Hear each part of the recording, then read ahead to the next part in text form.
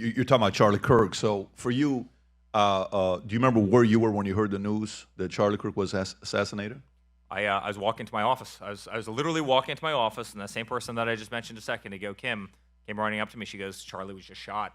And it literally, for me, it was deja vu to Butler, right? I mean, it was like I was watching that exact same TV at the exact same time, watching the same thing almost happen to somebody I love dearly, and I love Charlie dearly. I mean, Charlie was a dear friend. I was on the stage with him all the time, and he was he's an amazing person. In fact, I was just speaking to Erica last night. But no, listen, they want to take away our voice. That was our whole plan, guys. I mean, if you take away the voice, the movement doesn't continue to happen. What actually happened was the exact opposite of that. They thought they could cut the head off of kind of the tiger, but the tiger actually got bigger, and it got stronger, and it got louder, and it went from being a movement of youth in this country to being a movement of everybody all around the world who saw them for not being the tolerant people that they had always claimed to be, saw them for actually being incredibly intolerant, as we've seen over and over and over again. They didn't want me on that stage. You think they want you on that stage? They don't want you on that stage. They don't want any independent voice that can't be controlled using big corporate kind of, they don't want us out there because they can't control you, and they can't control me, and they can't control any of you guys. Right? And that's why they take the shots. They call us fascists, yet they dress in black. And they stand on roofs with sniper rifles and shoot over the heads of college kids who are out there, talking about the greatness of America. We're the fascists? Doesn't make a whole lot of sense to me.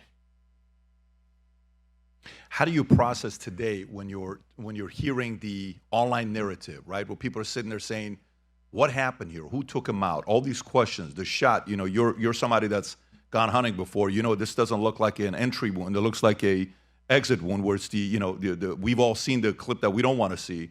How do you process it yourself? We're wanting to get to the bottom of it. Do you think Tyler was the shooter?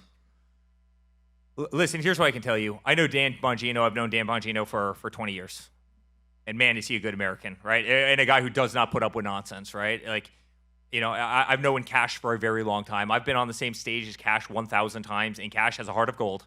And he's a good American, and he does not put up with nonsense, right? It's very different than last, administration where every single person in the administration was some DEI pick, right? You had Pete Buttigieg, who would, run a small town. All of a sudden, he happened to be transportation secretary, and during COVID, when none of the ships are coming into our ports, and there's no 2x4 at Home Depot, guess what the guy does? He takes paternity leave, right? Like that's not this administration. It's the exact opposite of who these people are, and so. I think I'd be asking probably a lot of questions if I didn't know the individuals at the tip of the spear incredibly well and have tremendous, tremendous faith. There's a lot of questions that people are asking. There's no question about it. But what are the right questions? Those guys are the greatest people you'll ever meet. And I'm telling you, if there is funny business, they'll get to the bottom of it, and they'll be honest and transparent about it. Yeah, I don't think it's the funny part of it. But do you this is what people are saying. I'm curious how you process it because you probably watch what the market is saying. So the other day we're just doing a regular podcast, and then I'm asking the guys a question. I said, so how long did it take for them to, make sure the site's protected so nobody can come in? You can study things. You can see what's going on. Just a couple days. And you go look at some of the other sites that took place in the past, whether it was an assassination, different events, boom. 1 month, 4 weeks, 2 weeks, 3 weeks, 2 months, some of them. So there's a part of it where we're like, this was very quick, and we didn't. Then you hear the school that's doing construction on that site. Everybody online is asking what happened here. Do you yourself? I know you're on the inside. You're part of the family. Do you sit there and say, I'm actually curious to know what happened here? What's kind of interesting about life is a lot of the conspiracy theories, right? And they've labeled all of us conspiracy theorists, and then so oftentimes they come true, right? I mean, how often through the course did we say something was bogus, and then all of a sudden we were fringe right, and and all of a sudden it worked. I mean, like COVID was the greatest example of that. My father went out and said, "Hey, maybe hydroxychloroquine works." How dare you? How dare you? He's a radical. He doesn't know anything about medicine. Then sure enough, hydroxychloroquine works, right? There's 1,000 of those that. I think the greatest thing about us as a party is we're willing to question, and we're willing to do so pretty viciously, and we've been proven right about a lot of things. Again, knowing the corruption of the other side, I would be asking a hell of a lot more questions if I didn't know the people involved, because I'm telling you, Bongino will not lie to the American people, and I'm telling you, Kash Patel will not lie to the American people. And the other thing I'll tell you, Kash was like best friends with Charlie. He knew Charlie extremely well. He knew Charlie as well as I knew Charlie. And you better believe if there was something off there, he will get to the bottom of it out of respect for a friend who took a bullet to the neck. If you are also thinking that this guy here is full of shit, then know that you are not alone. You need to just go on the comment section of this video on Patrick's YouTube channel. You will see a lot of very flowery comments that have been posted there by people. Some people could not stomach the shamefulness of someone like him. Let me ask this question, okay? How do you feel when the most powerful people in our society just put themselves as being helpless? If someone like him is complaining, then what really goes through your mind? Because let us remember that his father is the current president. And like we all know, his father is the most powerful person in the whole world. At least that's what we know, right? And if his father couldn't get to the bottom of this issue, then who can? That is a question you must ask yourself. If he is on air playing the helpless card, then what is really going on? What is really going on? They control the presidency. They control the parliament. They somehow control all the security agencies. And yet still, we get something like this from him. Yet still, they still play the divide card. It is them, not us. They want to destroy us. They want to break us apart.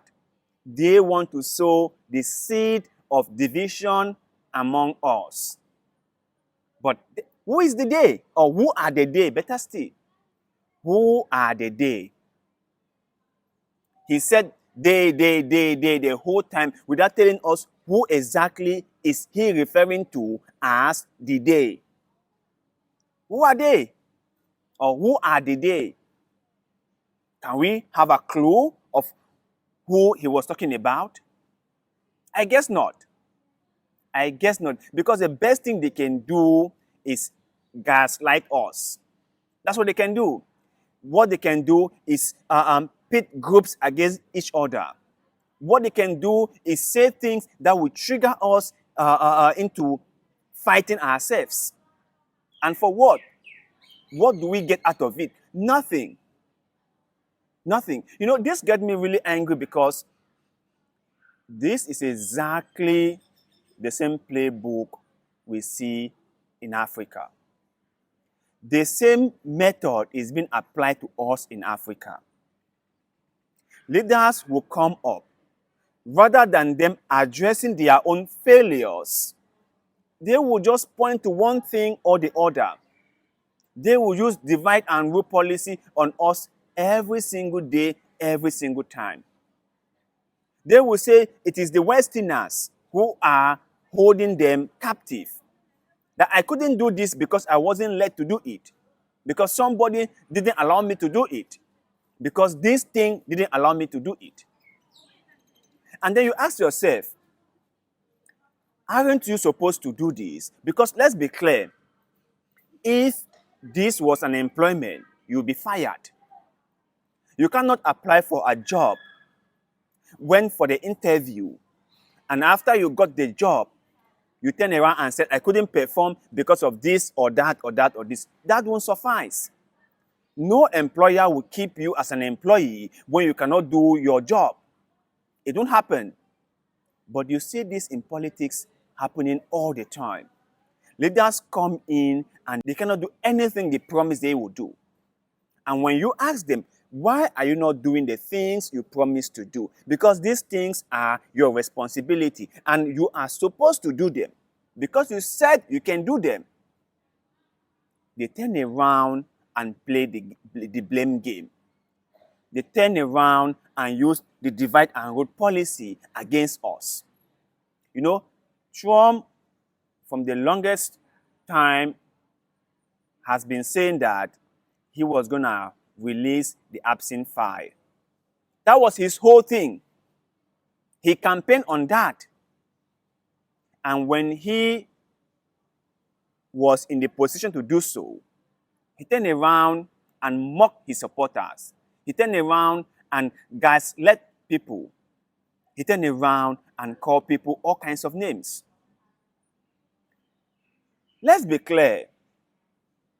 Had it been that this incident, Charlie's unfortunate demise, took place when Biden was in office or a Democrat was in office, Republicans won't let people rest.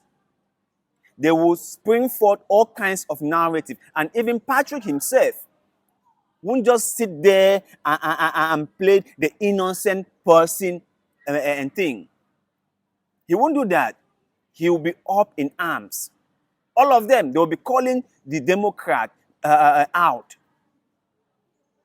But now that we have Trump in power, now that we have a Republican president in power, and the incident took place in a Republican state with a Republican governor, a Republican head of FBI. What is their excuse? Can anyone tell me what is their excuse? What could be the reason why they cannot handle this issue the right way? What is the excuse? They have none, isn't it? Now, they must play the they versus us card because they have no game to play. And you know the saddest thing among all this is that some gullible people will believe them. That's the truth. Some people whom I don't know where they kept their brains would believe them. After all, they've done this against us time and time and time again, and they have always gotten away with it. This is not the first time, and I'm quite sure it won't be the last. No, it won't be the last. There will be more and more incidents of this nature, and no one will be able to tell us exactly what went down. We all will be left speculating as to what really happened. Isn't that sad?